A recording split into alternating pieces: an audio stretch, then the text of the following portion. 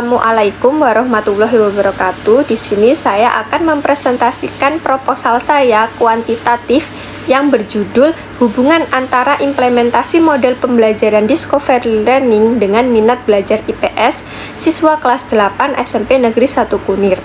Yang melatar belakangi penelitian saya ini yakni pembelajaran IPS ini di jenjang SMP sering menghadapi masalah. Nah, itu rendahnya minat belajar siswa terhadap studi di tingkat SMP. Menunjukkan profil minat belajar siswa di kelas 8 ini beragam. Terdapat kecenderungan dan penurunan motivasi dan ketertarikan terhadap pembelajaran IPS ketika proses pembelajaran dilakukan. Nah, dari tersebut kondisi ini terlihat dari laporan penelitian deskriptif yang peneliti riset dan menemukan proporsi siswa dengan minat rendah cukup signifikan hingga dampak pada hasil dan keterlibatan siswa ini menjadi kurang.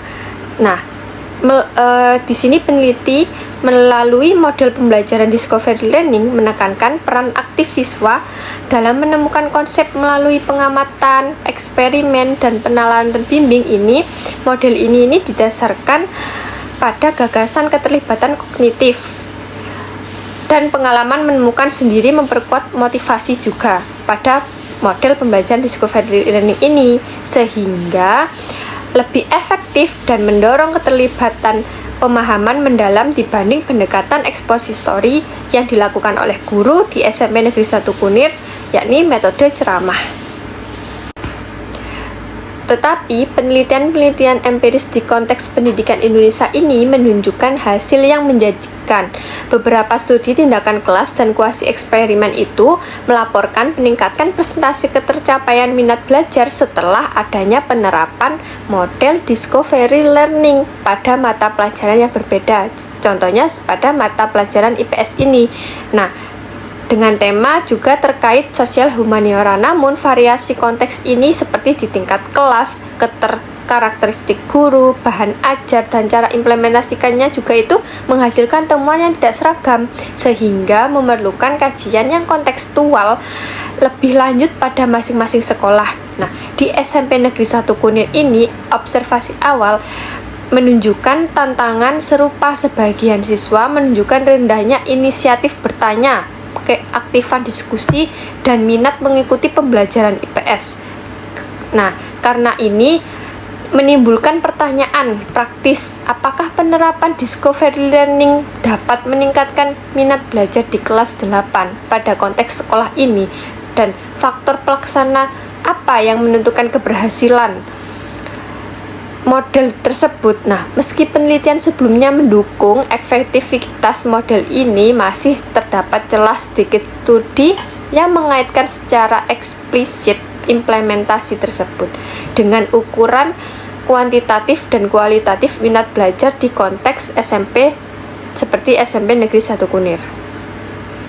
Nah, penelitian ini dilakukan untuk menggambarkan kondisi minat belajar IPS di SMP Negeri 1 Kunir secara sistematis, mengevaluasi apakah dan sejauh mana Discovery Learning mengetahui minat belajar siswa di kelas 8 terutama, serta mengidentifikasi faktor-faktor implementasi penting seperti perencanaan gurunya, guru menggunakan sumber belajar, dan aktivitas siswanya yang menjadi kunci efektivitas penelitian ini. Hasilnya diharapkan memberi bukti yang kontekstual untuk rekomendasi praktek pembelajaran IPS yang lebih responsif dan meningkatkan kualitas pembelajaran di sekolah. Berdasarkan rumusan latar belakang tersebut, di sini peneliti menguraikan rumusan masalah yang dimana yang pertama, bagaimana implementasi model pembelajaran Discovery Learning dalam pembelajaran IPS pada siswa kelas 8 SMP Negeri 1 Kunir. Yang kedua, bagaimana tingkat minat belajar IPS siswa kelas 8 di SMP Negeri 1 Kunir. Yang ketiga, apakah terdapat hubungan antara implementasi model pembelajaran Discovery Learning dengan minat belajar IPS siswa kelas 8 SMP Negeri 1 Kunir. Yang dimana dengan tujuan Yang pertama, untuk mendeskripsikan implementasi model pembelajaran discovery learning dalam pembelajaran IPS ini pada kelas 8 di SMP Negeri 1 Kunir. Yang kedua, untuk mengetahui dan mendeskripsikan tingkat minat belajar IPS siswa kelas 8 di SMP Negeri 1 Kunir. Yang ketiga, untuk menganalisis hubungan antara implementasi model discovery learning dengan minat belajar IPS siswa kelas 8 SMP Negeri 1 Kunir. Di sini terdapat juga manfaat penelitian, yakni ada dua manfaat. Yang pertama, teoritis. Nah, memperkaya teori efektivitas discovery learning pada aspek minat belajar. Pada manfaat praktis, di sini manfaat bagi guru. Nah, bagi guru ini bahan evaluasi strategi mengajar. Bagi siswa ini manfaatnya pengalaman belajar aktif dan menarik. Bagi sekolah, mungkin untuk dasar peningkatan kualitas pembelajaran IPS, dan bagi pendidik lain ini sebagai sumber rujukan penelitian yang serupa.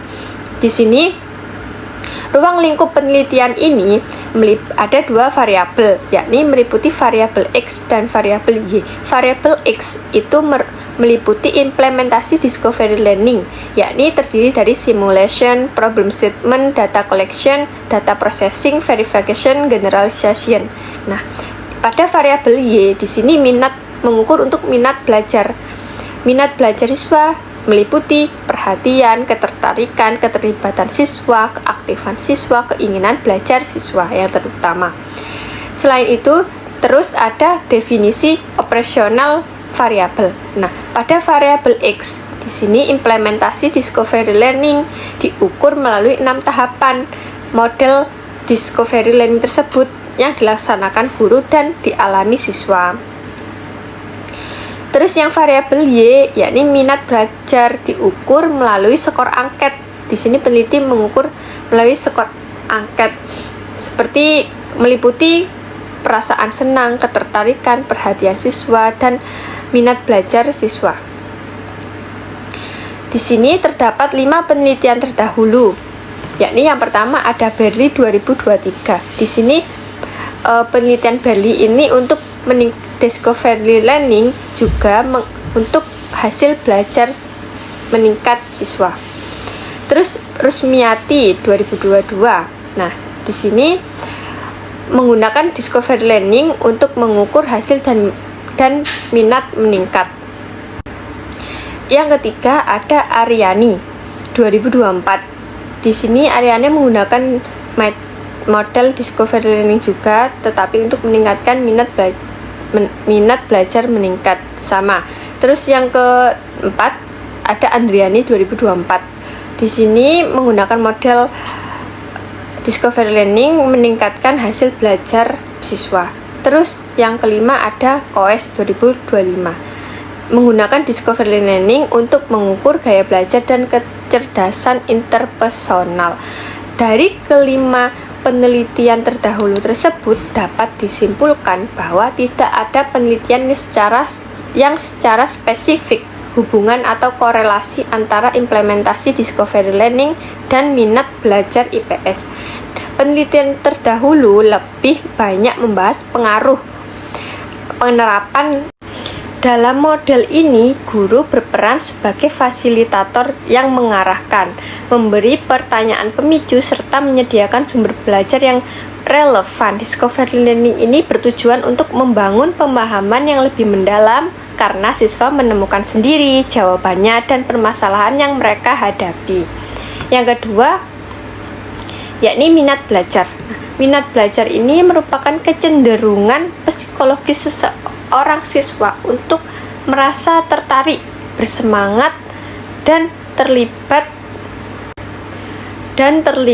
dalam aktivitas belajar. Nah, minat muncul ketika siswa merasa senang, merasa bahwa dirinya aktivitas pembelajarannya itu relevan dan memberikan manfaat bagi dirinya. Nah, secara umum juga minat belajar ini dipengaruhi oleh faktor internal seperti motivasi, juga keinginan. Faktor eksternalnya ini strategi guru, seperti itu. Dalam konteks IPS, minat belajar ini berperan penting karena pembelajaran IPS banyak memuat materi konseptual dan sosial yang membutuhkan perhatian serta keterlibatan siswa agar pemahaman dapat terbentuk secara utuh. Seperti itu. Terus yang ketiga, hubungan discovery learning dengan minat belajar. Nah, terdapat keterkaitan yang logis antara penerapan discovery learning dengan peningkatan minat belajar siswa. Discovery learning ini menghadirkan pengalaman belajar yang menantang, juga memicu rasa ingin tahu, terus serta memberi ruang bagi siswa untuk berpikir dan menemukan solusi, sehingga proses pembelajaran menjadi lebih menarik dan bermakna. Ketika siswa dapat menemukan sendiri jawaban dari permasalahan itu, mereka merasakan kepuasan belajar yang pada akhirnya memperkuat minat untuk terus terlibat dalam aktivitas pembelajaran berikutnya. Nah, model ini juga memberikan kesempatan pada siswa yang berpartisipasi aktif bekerja sama melakukan pengamatan tersebut. Dengan demikian, implementasi discovery learning yang tepat dapat menjadi faktor penting dalam menumbuhkan dan memperkuat minat belajar IPS pada siswa kelas 8 SMP Negeri 1 Kunir. Nah, yang selanjutnya di sini asumsi penelitian dan hipotesis.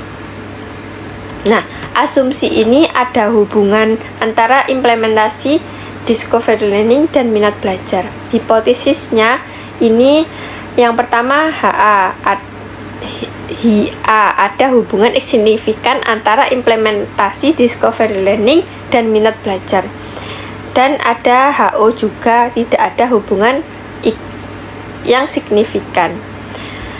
Terus metode penelitian. Di sini peneliti menggunakan pendekatan kuantitatif dan jenisnya itu korelasional.